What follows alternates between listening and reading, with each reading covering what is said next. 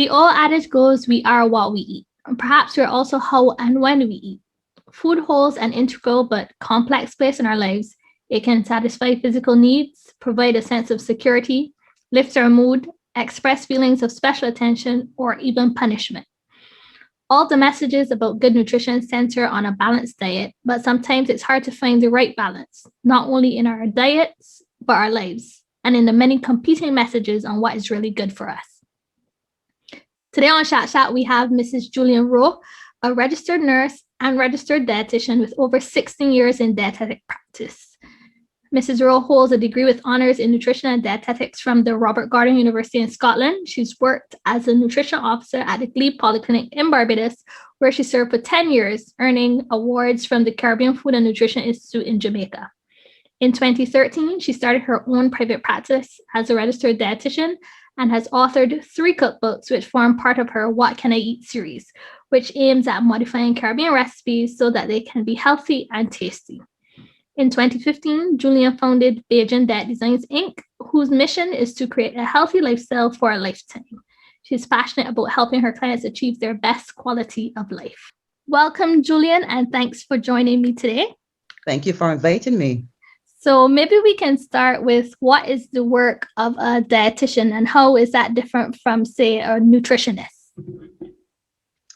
Right. The work of a dietitian is very complex. Let's use that one.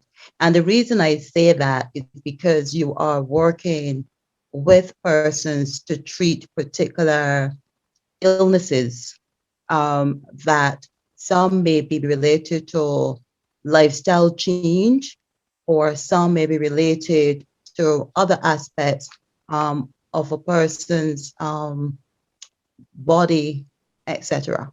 And because of that, it takes time. And time is usually one of those factors that people do not have a lot of. And that's why I say it is very complex. So what a dietitian does is we look to treat various challenges like diabetes, high blood pressure, kidney challenges, kidney disease.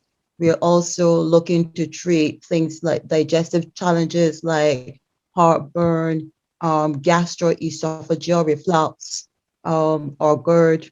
We're also looking to treat challenges in terms of anemia, all those medical conditions that have some kind of nutritional component attached to it. So you are not treating one thing, you're treating a wide variety of different diseases in a person's body. Okay. You mentioned, as you said, that you deal with people who may have issues of diabetes, hypertension, that kind of thing. Is that what usually brings people to your office? Or do you find you also get, some people come in there who, as you say, maybe just want to lose weight? Or is it usually a medical concern that brings them to your office? Well, yes, I get both sides of the coin because I have persons who are referred from physicians for various medical conditions. And then I have persons who may come to the office because they want to lose weight, improve their quality of life, or they may simply just want to learn how to eat healthy, also to improve quality of life, improve immune system, etc. So I do get a variety of different persons coming into the office for different reasons. Okay. What would you say is the biggest challenge in maybe Barbados, the region, related to healthy diet and good nutrition? What would you say is the biggest challenge?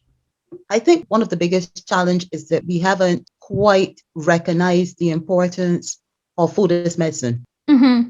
We still see food as just something to have because we're hungry. So because it is to just stop the hunger, we don't focus on the fact that food has significant medicinal benefits attached to it.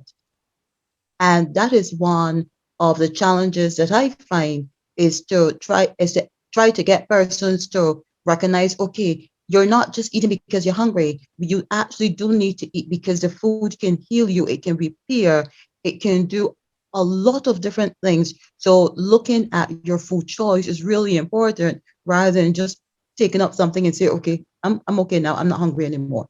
Okay. Do you think, well, that's an interesting perspective. Do you also feel that maybe cost is an impediment to people managing a healthy diet, or maybe there are ways around that? Well, you can't dismiss cost, but I deliberately did not say cost first because I know that that's usually what we always focus on, the cost. And the reason I didn't mention cost as a big factor is because I always find there's a way around it. It Okay. still comes down to, if you have $20, how are you going to spend this $20? Most of the time, the first factor we'll think about is buying the things we like, the things that taste good. Mm-hmm. Yeah. So therefore, we are going to go towards those types of food. We're not necessarily going to say $20, let's buy the foods that give me the best health. Because the foods that give you the best nutrients can actually be the foods that keep you full as well, and they actually do taste good. But Okay. again, it's not what we would normally do. Okay. So in Barbados, we all know the harmfulness of non-communicable diseases on the individual, the society, and the economy. What do you think is required to make a real impact in this area? What can we do, or what should we do to encourage more healthy eating? Grow more healthy foods. Let's start with that one. Mm-hmm. Okay. Because we know that there's been we've had a lot of people encouraging persons to eat food closer to home. Eat Buy foods that are grown in your country, because foods that travel far, they lose their nutritional value over a period of time because they pick early, they're stored for a long period of time, etc. So you want to encourage people to eat foods that are closer to home, but the only way they can eat foods that are closer to home is if the food is being grown in the country. So we Okay. need to start looking at producing more foods of a higher quality and making it readily accessible so persons can, say, have healthier foods. Yeah. Okay. Then when we produce the healthy foods, we have to look at the preparation of the foods, because the food could be healthy growing in the home, growing in the country, but then when we prepare it in a way, then we reduce the nutritional value of it as well. So we have to look at food preparation, which is another thing. And then our population is accustomed to eat in a particular way. Taste is a big factor. Yes, Taste is a very big factor. I agree. Convenience is a very big factor as well, because time or lack of time becomes something that you hear quite a lot. People don't have time. So if you don't have time, then you're not going to be looking to prepare the food. You're going to be looking to buy the food.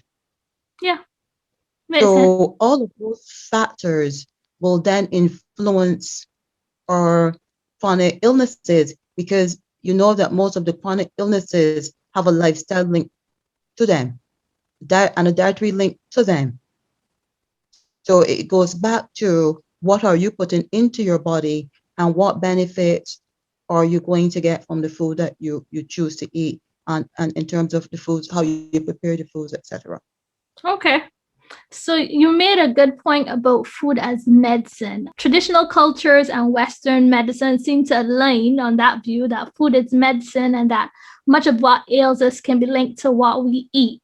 Do you think that our diets have shifted too much to seeking nutrients and vitamins in like health supplements rather than in food? Well, I think the science is there to support the fact that our diets have shifted really too much and in the wrong direction, because all the science is there to show us that if we can make healthier choices and not just make a choice, but prepare the food in a healthier way, that it can help to improve our quality of life. That's what I do every single day. I help persons to make best choice when it comes to food, help them to look at the best combinations of food, help them to look at the best preparation method of the food, because when you consume that food, you want to make sure you're getting the benefit of the food. So all of those things have to be taken into consideration. food as medicine has been documented even before my time. So the documentation is there that Yeah. food can be used as medicine. In terms of persons turning to supplements, again, there's another train of thought that we are losing the nutritional value of our soil. So hence the food we prepare, food that is grown is of lower quality. So therefore, we're not going to be getting the nutrients we're supposed to be getting from our food. So the next best step is supplementation. Okay. But then there's also the train of thought that supplementation, and supplementation is just that. It's supposed to be added to, complement. It's Yeah. not supposed to be used on its own as a sole source of nutrition. You know, then the next train of thought is supplementation cannot provide you all the different nutrients you need. Because when you buy a supplement, you might find that it does not have 100% of a particular nutrient. It might only have 45%. So it means that you still have to find another source to give you the remainder of what the supplement cannot give you, which is why the two go hand in hand. Okay. That's good. So, more recently, gastrointestinal health and moods have been closely linked, with researchers starting to label the gut as the body's second brain. So, it stands to reason that a significant part of managing mental health is in the gut. What would you say is the role of dietitians in managing mental health challenges? Whatever they may be, eating disorders, anxiety, depression, whatever they may be. Well, the evidence or the science is still not conclusive on that. So they're still looking to do more research to determine the role of the gut in terms of mental health. Before we definitely say, yes, there's that connection, we still have to make sure that we're eating healthy to get all of the nutrients from the food, to make sure that the gut is healthy, because the gut is not only going to be linked to your brain function, it is linked to the overall healthy workings of your body, your immune system, etc.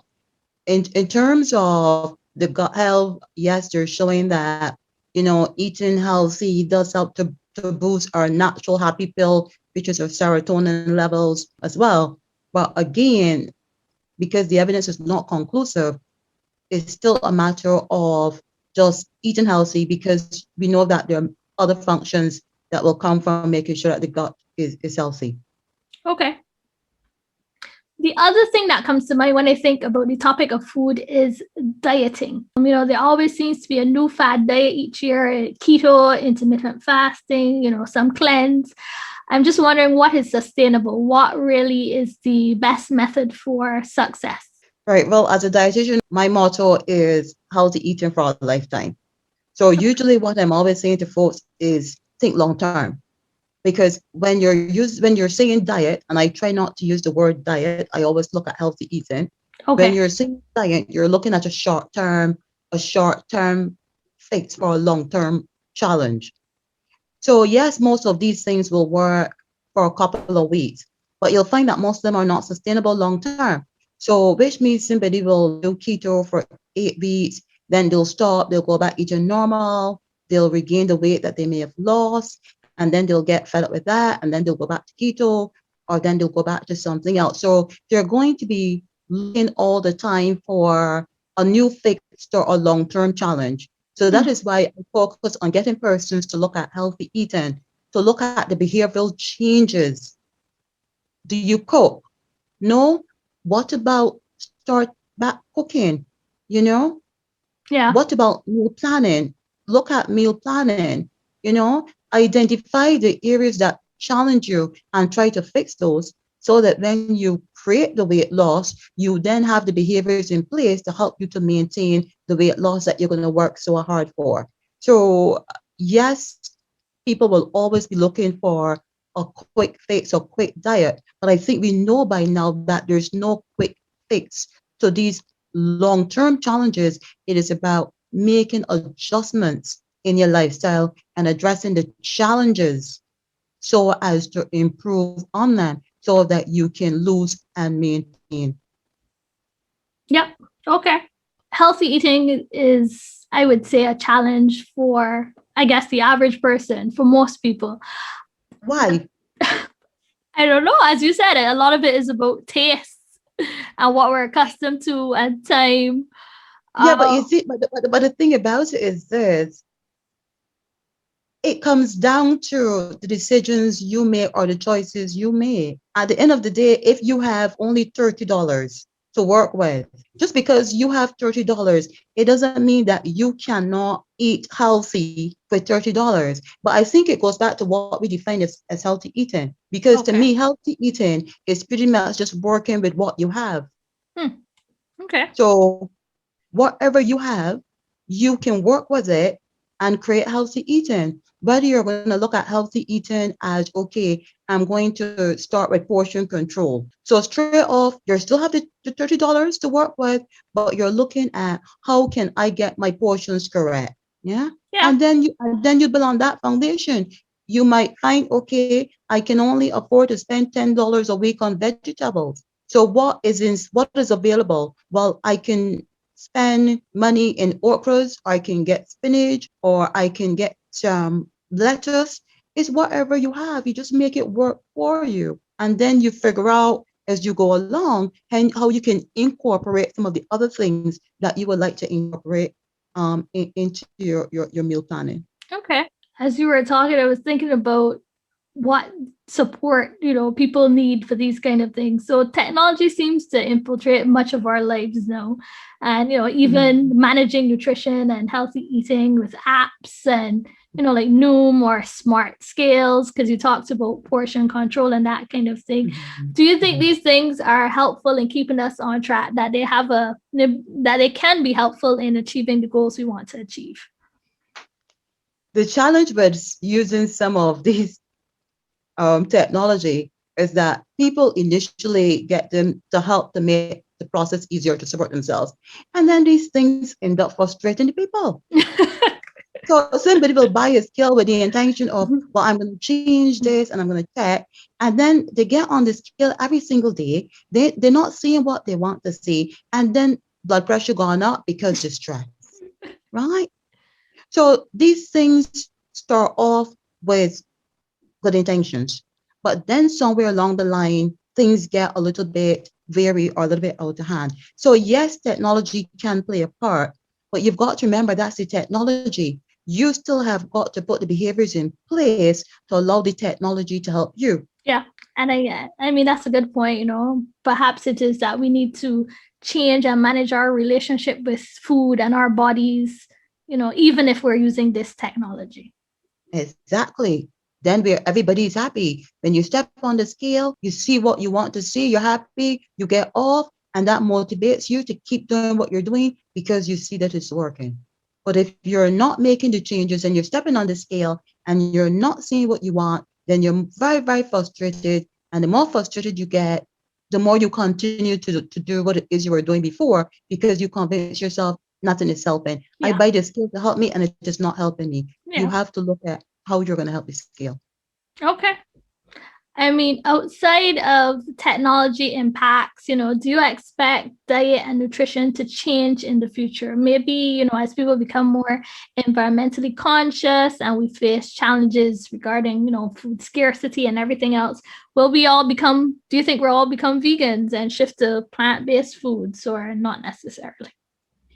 I don't think we all need to become vegans, and we will not all become vegans.